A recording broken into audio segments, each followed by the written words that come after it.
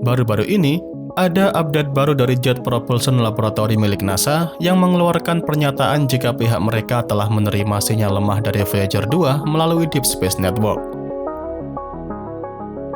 Pihak Jet Propulsion Laboratory milik NASA menyatakan bahwa sinyal yang diterima dari wahana Voyager 2 mirip seperti denyut jantung yang lemah dan menegaskan bahwa pesawat ruang angkasa tetap berjalan di luar angkasa yang jauh walaupun lemah.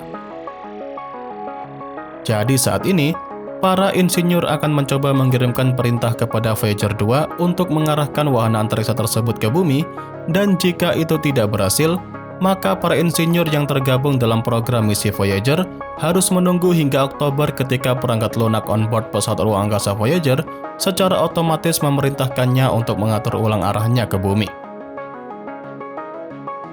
Saat ini pesawat ruang angkasa Voyager 2 milik NASA sedang sendirian melayang melalui ruang antar bintang setelah gangguan komunikasi yang membuatnya tidak dapat menerima perintah atau mengirimkan data kembali ke bumi. Komunikasi dengan Voyager 2 yang saat ini berjarak sekitar 19,9 miliar kilometer dari bumi sedang terputus sebagai akibat dari perintah yang direncanakan oleh para tim misi. Menurut para tim misi, beberapa perintah yang diberikan kepada Voyager 2 secara tidak sengaja memutar antena pesawat ruang angkasa 2 derajat dari planet kita yang cukup untuk memutuskan hubungannya dengan antena darat Deep Space Network yang ada di bumi. Nah, akibatnya, Voyager 2 saat ini tidak lagi dapat mengirim data kembali ke Deep Space Network di bumi, dan kontrol misi di bumi tidak dapat lagi mengirimkan perintah apapun kembali ke pesawat ruang angkasa Voyager 2.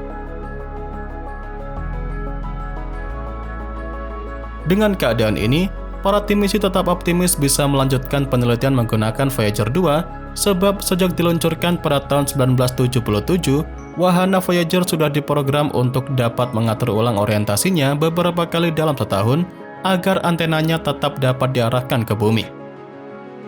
Jadi, seperti yang saya bahas tadi, penyetelan ulang lainnya sudah dijadwalkan pada tanggal 15 Oktober tahun ini, dan hal tersebutlah yang bisa membuat Voyager 2 dapat melanjutkan kontak dengan para tim misi di bumi.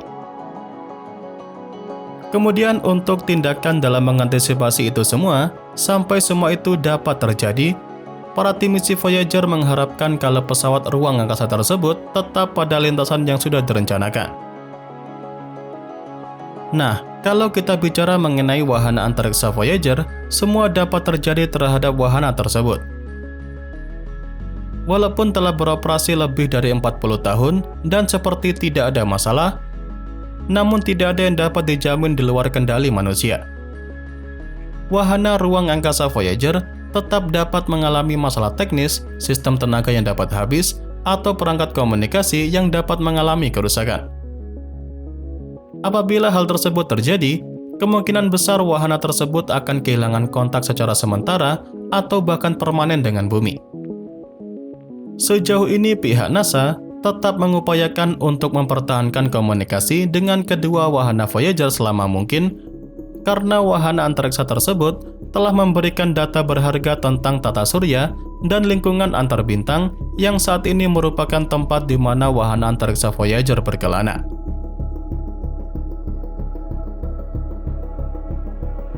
Pada bulan April tahun 2023 kemarin, NASA mengumumkan bahwa Voyager 2 akan terus melanjutkan penjelajahannya dan direncanakan setidaknya selama 3 tahun dan akan terus mengumpulkan data luar angkasa berharga hingga tahun 2026 mendatang.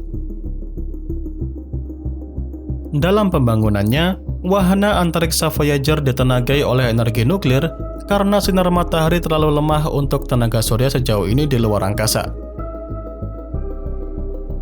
Generator termoelektrik radioisotop atau RTG yang digunakan oleh wahana antariksa Voyager mengalami peluruhan dari waktu ke waktu, yang berarti plutonium menghasilkan sedikit daya setiap tahunnya. Dengan begitu, para insinyur dalam tim misi Voyager telah mematikan pemanas di samping sistem non-esensial lainnya untuk dapat memprioritaskan instrumen sains pesawat luar angkasa Voyager yang jauh lebih kuat. Namun, tenaga yang dimiliki oleh Voyager 2 sekarang sudah sangat rendah sehingga keputusan sulit harus diambil tahun ini untuk 5 instrumen sains milik Voyager 2. Apalagi dengan masalah komunikasi tadi, semoga para tim misi dari Voyager bisa menentukan keputusan yang tepat bagi Voyager nantinya. Kurang lebih itulah update terbaru mengenai wahana Voyager yang bisa saya sampaikan kepada kalian semua. Pada intinya, memang ada masalah komunikasi terhadap wahana Voyager 2. Namun, sesuai dengan yang disampaikan oleh para insinyur misi Voyager, kalau masalah tersebut dapat diatasi ataupun menunggu orientasi tahunan yang sudah diprogram pada tanggal 15 Oktober nanti.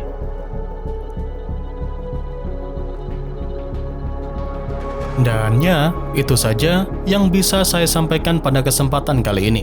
Seperti biasa, semoga dapat memberikan pengetahuan baru seputar dunia astronomi sekaligus hiburan untuk Anda semua. Jangan lupa kedepannya masih akan ada banyak lagi pembahasan menarik seputar dunia astronomi yang akan saya sampaikan. Dan tentunya bakal sayang banget untuk Anda lewatkan. So, tetap stay tune terus ya bersama kami, Nasi Angkasa, Media Astronomi Indonesia.